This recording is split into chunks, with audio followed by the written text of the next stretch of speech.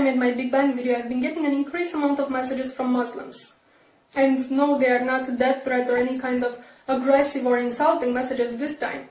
Instead, they are trying to bring to my attention that the Big Bang theory, as it is explained and accepted by scientists today, was revealed in their holy book, the Qur'an, 1400 years ago before the theory even existed.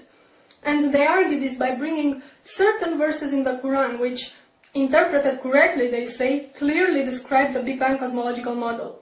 I will insert them in the sidebar. Also, if you do a search on YouTube by the terms Qur'an and Big Bang, you will see what I mean, it's all over the place.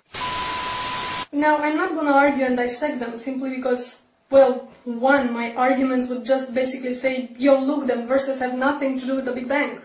To which the responses would be, oh yeah, they do, and this can go on forever. And two, because you can read them for yourselves. I mean, the claim that these verses have any scientific merit to them is as ridiculous as putting a miniskirt on a sumo wrestler and calling it a ballerina.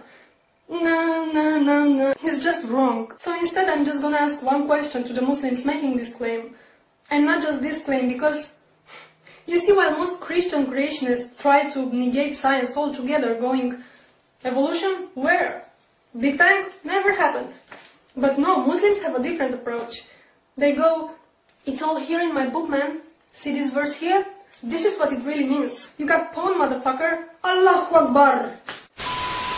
So my question is this. If the Quran really predicted modern scientific theories, such as Big Bang and evolution, then why didn't you Muslims come up with those theories ages ago?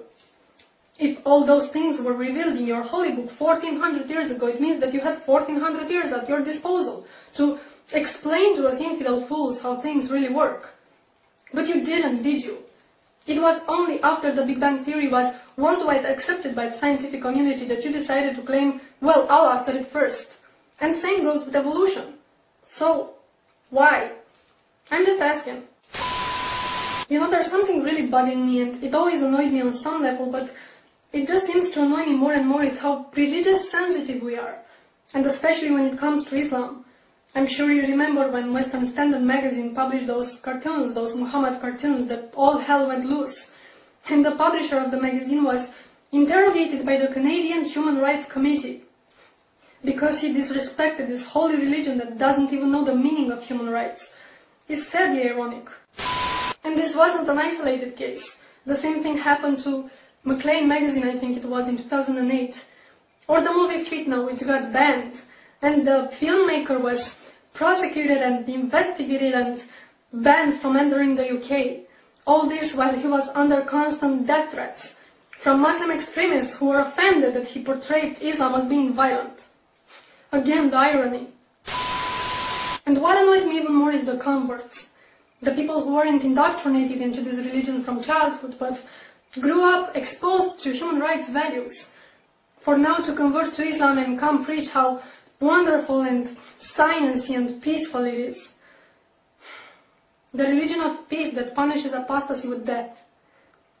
Oh, how great it is to live in the Western society and get all religious sensitive and offended when a particular dogma is criticized. Do you know that 1/3 of the world doesn't even have religious freedom? And it's not a coincidence that those countries are so populated, they account for almost 70% of the world population. Let me say this again. 70% of the world population doesn't have religious freedom. You will have to look at the calendar and see what year it is, and ask yourself, what the fuck?